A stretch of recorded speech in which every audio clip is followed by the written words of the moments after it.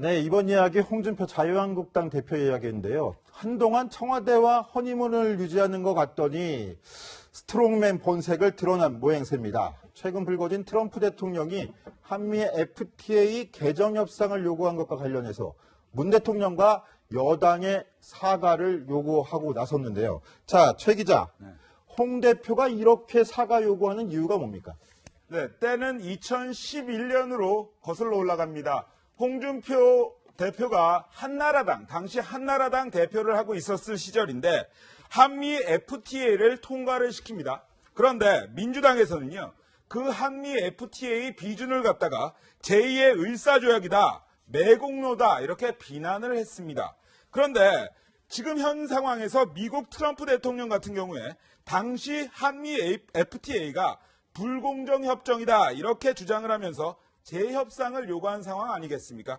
그러니까 당시 본인은 여당 대표로서 한국에 유리하도록 FTA 협상을 이끌어 왔는데 이를 비난했던 민주당 그리고 문 대통령이 내가 정말 잘했다는 점을 인정하고 그 나를 매국노라고 했던 점을 사과하라 이렇게 주장을 하고 있는 겁니다.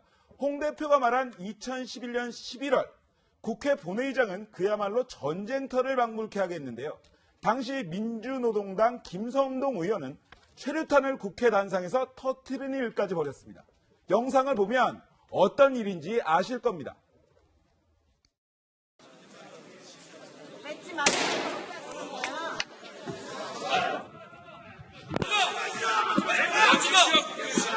저 드리셔서 나오고 있어!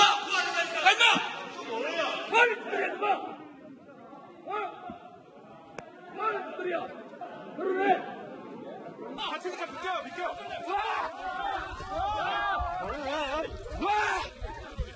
와, 이 자식들아!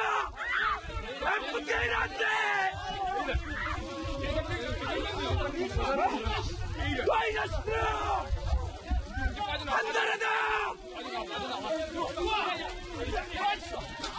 당시에 제가 저기 있었는데 아, 그렇습니까? 정말 깜짝 놀랐어요. 그러니까 당시에 뭐 소화기가 터졌다고 생각을 했는데 점점 눈이랑 코가 따가워져 오더라고요. 네. 그러니까 체루탄이 터지는 장면에 기자들도 놀라고 의원들도 다 놀랐었는데 저때 그 체루탄을 터뜨린 김선동 당시 통합진보당 의원이 결국 2014년도에 이 체루탄 터뜨린 것 때문에 의원직을 상실하기도 했었죠. 사실 그때 FTA 비준 동의안을 놓고 엄청 격렬하게, 그러니까 지금 여당인 민주당이 야당의 시절인데 격렬하게 대치를 했었던 기억이 납니다. 저 때 당시에 민주당 의원들도 그 현수막도 들고 FTA 그쵸. 반대한다고 구호도 외치고 그랬었잖아요. 자, 이현수 기자, 그러면 홍준표 대표가 저 때 새누리당, 한나라당이죠. 네네. 한나라당 당 대표로서 본회의장에 있었고 자기들이 저걸 통과시킨 거다. 그리고 그렇죠. 국익에 엄청난 도움이 됐다. 그렇기 때문에 미국에서 도리어 자기들한테 불공정하니까 이거 재개정해야 된다라고 요구한다.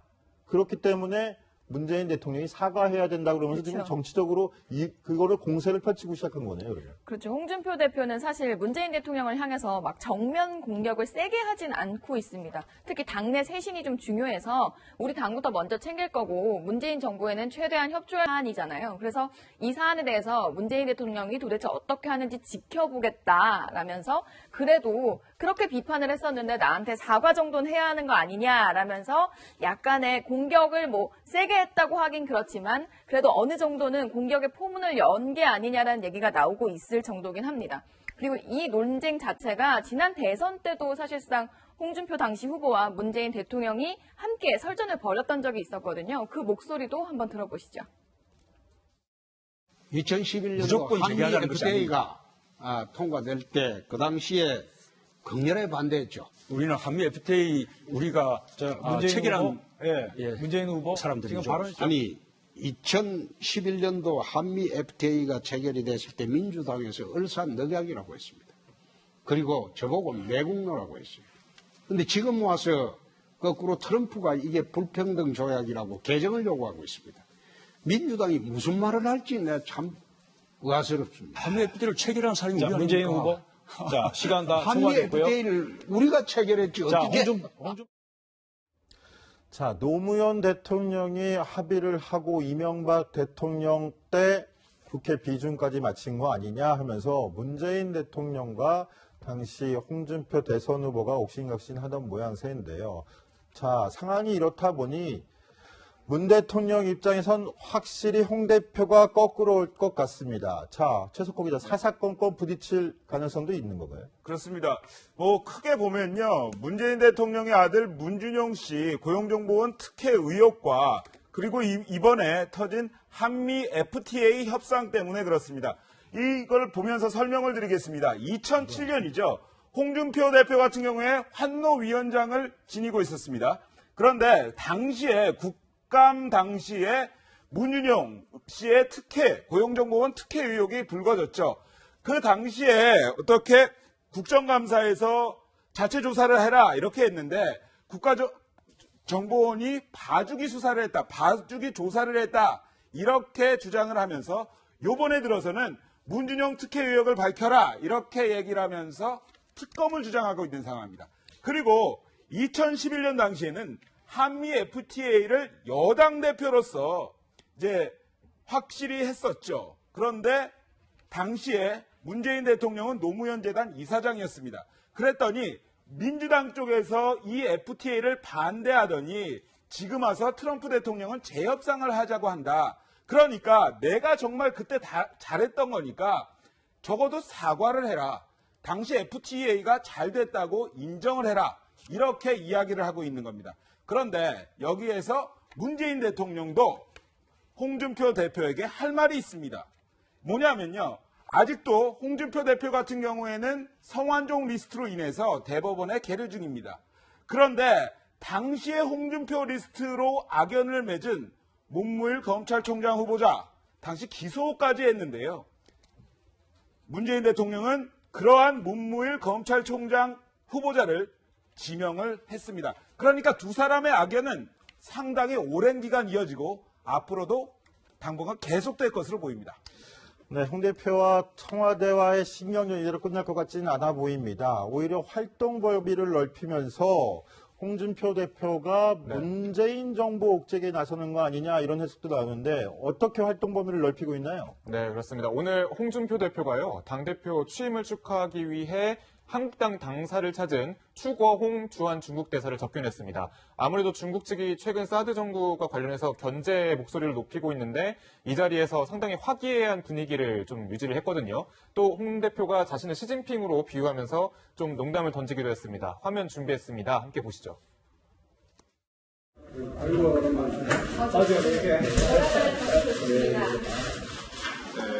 你过去作为执政党的政治家，作为庆尚南道的知识，为中亚关系的发展做了很多积极的贡献，对此我们是。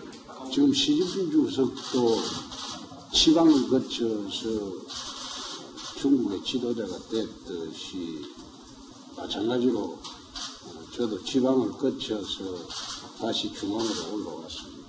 한중 관계가 지금 굉장히 어려운 이 시점에 대사직 수행하시기가 굉장히 어려우실 텐데 우리 대사님이 한중 관계를 잘 조율해서 앞으로 나갈 수 있도록 그렇게 해주시기 바랍니다.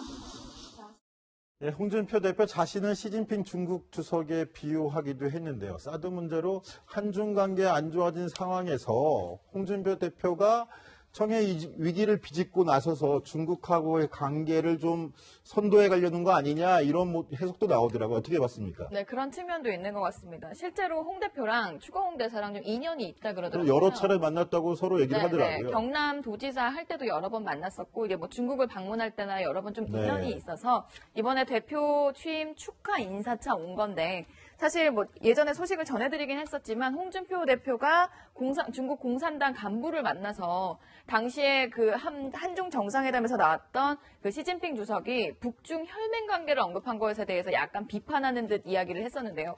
오늘은 뭔가 대놓고 중국에 비판을 하는 목소리는 없었지만 이제 시진핑 주석과 본인을 좀 빗대면서 아니 중국에서는 지방 행정직을 경험하지 않는 그러니까 하방 경험이 없으면 지도자가 될 수 없다.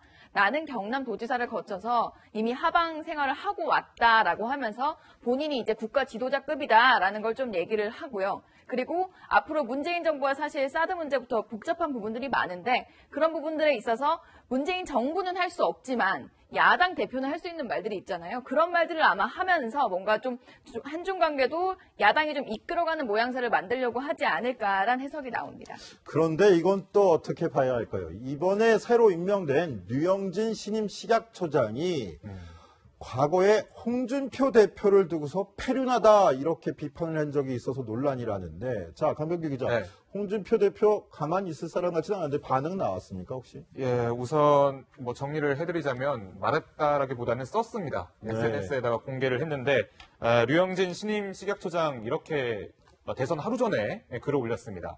페루나 홍준표가 대통령을 해요? 라고 올렸고 또 지난해 12월 7일 한창 국정농단으로 우리나라가 떠들썩했을 당시에는 세월호 당시 미용사를 불러 머리 손질한 박근혜는 전형적인 사이코패스다라고 비유를 했습니다. 상당히 지금 센 그런 발언들을 이어가고 있는데 뭐 아무래도 오늘 자유한국당 원내대책회의에서 이런 말이 나왔습니다. 지금 입에 담기도 힘든 어려운 욕설을 당당하게 SNS에 게재하는 이런 사람이 정책 결정에서 합리성과 중립성을 지킬 수 있겠냐라는 그런 지적들이 나왔고요. 시청자분들께서는 어떻게 판단하실지 모르겠습니다만 일단 자유한국당은 이렇게 반응을 보이기도 했습니다. 네, 류영진 신임 식약처장, 과거에 문재인 대통령 대선 후보 캠프에 활동했던 것도 지금 논란이 되고 있는데요. 자, 정치권에서 어떻게 또 반응들 나오는지도 한번 지켜보도록 하겠습니다. 네. 그럼